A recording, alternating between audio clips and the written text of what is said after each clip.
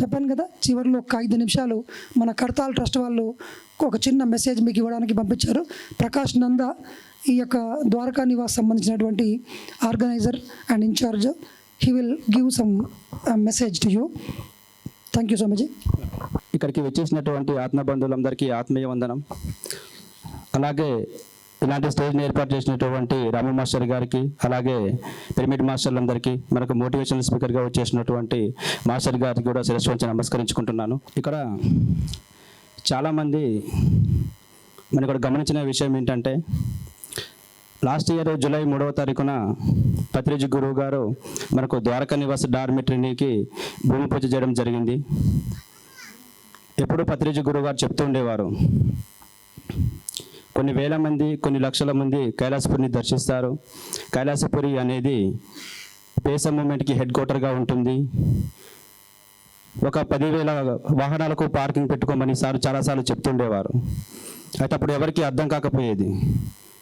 అంటే పేస మూమెంట్కు కైలాసపురి హెడ్ క్వార్టర్గా ఎందుకు ఉంటుంది, ఇది ఒక మహాశివుడి క్షేత్రం, శక్తి క్షేత్రం, పుణ్యక్షేత్రం అవుతుంది అని సార్ ఎప్పుడు చెప్తుండేవారు ప్రతి ప్రోగ్రాంలలో.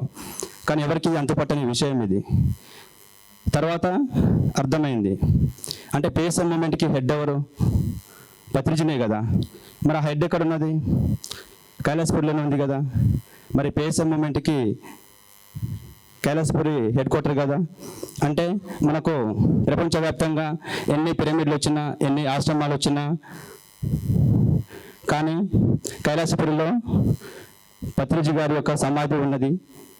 కాబట్టి మనకు పేస మూమెంట్ హెడ్ క్వార్టర్ ఒక షిరిడి క్షేత్రం అవుతుందని సారు చాలాసార్లు చెప్పడం జరిగింది. ఎందుకంటే గురువులకి వాళ్ళకు ముందుగాలే వాళ్ళకు తెలుస్తుందిగా, వాళ్ళకు భవిష్యత్తు అనేది కొంచెం అవగాహనగా తెలుస్తుంది చెప్పి వాళ్ళు ముందుగాలే ఊహించి రేపటి భవిష్యత్తుని వాళ్ళు చెప్పడం జరుగుతుంది.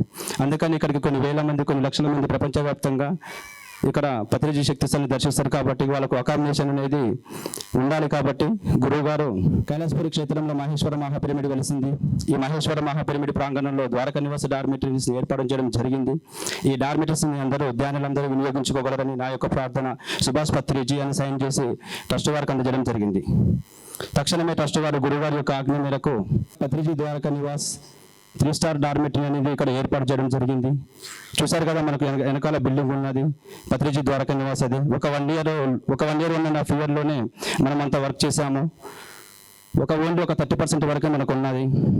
చాలామంది ఇక్కడ మనకు ఇప్పుడు ధ్యానం చేసుకోవడానికి మహేశ్వర మహాపిరమిడ్ ఉంది, క్లాసులు చెప్పుకోవడానికి పార్వతి పిరమిడ్ ఉన్నది, అలాగే మనం భోజనం చేయడానికి అన్నపూర్ణేశ్వరి ఉన్నది. ఇక్కడ అన్ని సౌకర్యాలు ఉన్నాయి. కానీ ఈ అన్ని సౌకర్యాలు మనం వినియోగించుకోవాలంటే మనం ఫస్ట్ ఇక్కడ ఉండాలి కదా. మనకి ఇక్కడ వసతి అనేది ఉండాలి కదా.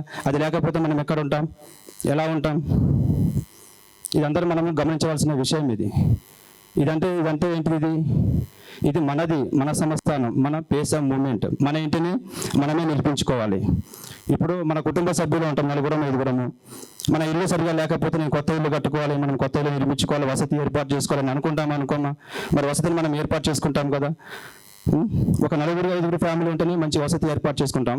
అలాంటిది ఇది ప్రపంచవ్యాప్తంగా ఉన్న వసతిక కుటుంబానికి మరి మనం వసతి ఏర్పాటు చేసి ఇవ్వాలి కదా, వసతిని ఏర్పాటు చేసుకోవాలి కదా. ఇది మనందరి బాధ్యత కదా. అంటే మనందరి మీద ఉంది కదా. నేను లాస్ట్ ఇయర్ పత్రిజీ స్మృతి స్వర్ణోత్సవాలకు చూశాను. 3 days వర్షం పడదు, చూశారు అందరూ.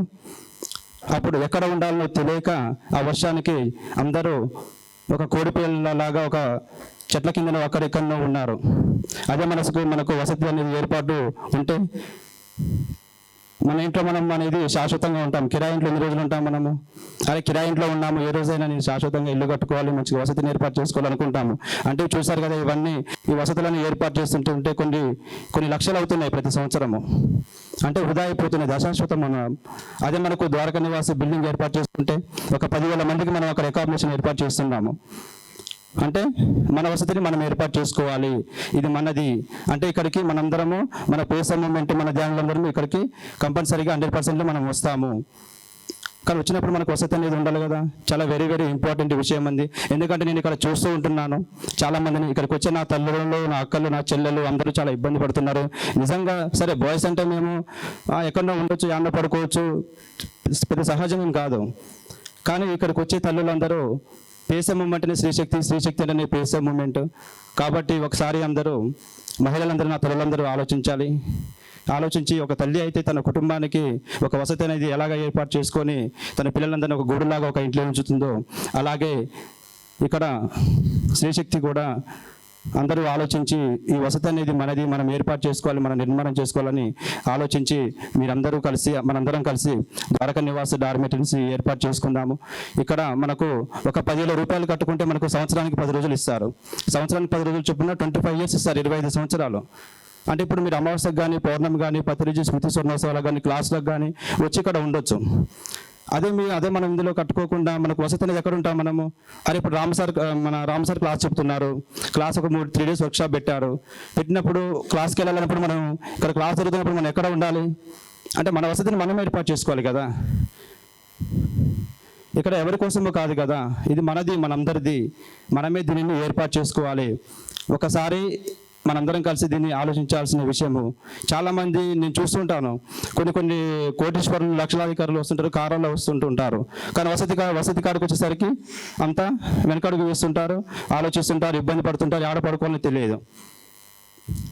ఎప్పుడు మనము ఈ నేల మీదనే, ఈ బల్లల మీద పడుకుందామా? ఎప్పుడు ఇలాగనే ఉందామా? ఇది ఈ చేంజ్ అంటే ఎదుగుదల అనేది ఏంటిది? మన నుంచే స్టార్ట్ అవ్వాలి. ఈ రోజు ఎంత ఎదిగాము, రేపు ఎంత ఎదిగాము అనేది క్యాల్కులేషన్ చేసుకొని మనము ఇలాగ ఎదుగుతూ ఉండాలి. ఎప్పుడు అదే స్థాయిలో మనం ఉండకూడదు. అందుకని మనము ద్వారకా నివాసం అనేది ఏర్పరచుకుందాము. తలా అందరూ ఒక 10,000 రూపాయలకు మనకు పెద్ద సమస్య కదా, ఎన్నో ఖర్చు పెడుతుంటాం, ఎన్నో చేస్తూ ఉంటాము. అంటే సంవత్సరానికి 10 రోజులు చొప్పున 25 సంవత్సరాలు 250 రోజులు అవుతుంది మనకు. 250 రోజులు 10,000 బై క్యాల్కులేషన్ చేసుకుంటే రోజుకు వచ్చేసి 40 రూపాయలు పడుతుంది. అంటే రోజుకు వచ్చేసి 40 రూపాయలు అంటే మనం ఒక టీ కాఫీ తాగి ఉన్నంత విలువ కాదు మనకి. అదే ఇప్పుడు రోజుకు 40 రూపాయలు ఉండి 10,000 రూపాయలు బుక్ చేసుకోవడం మంచిదా? తర్వాత ఫర్దర్గా ఈ అకామిడేషన్ పూర్తయినాక అప్పుడు రోజుకు వచ్చేసి 500 ఉండొచ్చు, 1000 రూపాయలు ఉండొచ్చు, ఒకలా దొరకవచ్చు, దొరకకపోవచ్చు. ఇప్పుడు మన సీట్ ఉంటే మన సీట్లో మనం ఎప్పుడైనా కూర్చోగలుగుతాం. మన సీట్ అది, నేను ఏర్పాటు చేసుకున్న సీట్ అది. అంటే నాకు ధైర్యం అన్నమాట, నా సీట్ నాకు ఉంది, నేను ఎప్పుడైనా వెళ్ళి కూర్చోవచ్చు, అది నాది. పక్క వాళ్ళ సీట్ ఇవ్వాలంటే ఎన్ని రోజులు ఇస్తారండి? ఒకసారి ఇస్తారు, 2 రోజులు ఇస్తారు. అంటే ఎదుటి వారి మీద ఆధారపడుతున్నాం కదా మనము. అంటే ఎన్ని రోజులన్నీ మనం ఇలా ఎదుటి వారి మీద ఆధారపడుతూ ఉంటాము? మన వసతి అనేది మనం ఏర్పాటు చేసుకోవాలి, మన బిడ్డ అనేది మనమే నిర్మాణం చేసుకోవాలి. అందుకని ప్రతి ఒక్కరూ 10,000 రూపాయలు కట్టండి, ద్వారకా నివాస డార్మెటరీలో భాగస్వాములు కావాలండి. ఇలాంటి అవకాశాన్ని నాకు కల్పించినటువంటి మాస్టర్ గారికి మీకు శిరస్సు వంచి నమస్కరించుకుంటున్నాను. Thank you Prakash. ఇక్కడ ఉన్నటువంటి డార్మెటరీస్ ఉన్నాయి కదా వెనకాల, ఇక్కడ ఉన్నటువంటి వసతి కోసం ద్వారకా నివాస్ అనే ఒక ప్రాజెక్టుని మన కర్తాల్ ట్రస్ట్ వాళ్ళు స్టార్ట్ చేసిండ్రు. ముందు ఈ అకామిడేషన్స్ అన్నీ ఇంకా పెరగాల్సిన అవసరం ఉంది. ముందే దీంట్లో జాయిన్ అయ్యి 2 లాభాలు ఉన్నాయన్నమాట. ఇక్కడ ఒకటి 10,000 లేకపోతే ఇంకెంతనో అమౌంట్ పక్కన పెడితే కర్తాల్ని అభివృద్ధి పరచుకోవడం అనేది మన బాధ్యత. కాబట్టి డొనేషన్ లాగా అనుకుంటాం మనం యాక్చువల్గా, కానీ but they are giving benefits. మనము సేవ చేసిన వాళ్ళం అవుతాము, అలాగే బెనిఫిట్ పొందిన వాళ్ళము అవుతాం. మనం ఈ పిరమిడ్ కట్టుకున్నదే మనందరం కదా, ఎన్నో ఇచ్చింటారు, ఎన్నో లక్షలు ఇచ్చారు అందరూ. ఈ ద్వారకా నివాస్ కూడా మనం వీలైనంత వరకు సహాయం చేసుకుందాం. స్వామీజీ ఇదే కదా మెసేజ్ మీది. సో మీకు రీచ్ అయింది అనుకుంటా. Thank you very much. రేపు మార్నింగ్ మళ్ళీ 10 o'clock ఇక్కడికి వద్దాం, ధ్యానం చేసుకుందాం. మళ్ళీ 3 స్పీకర్లు వస్తారు. ప్రతిరోజు లాగే రేపు కూడా మనం కొనసాగిద్దాం. Thank you very much. ఎవరైనా సార్లు కలవాలనుకున్న వాళ్ళు కలవచ్చు.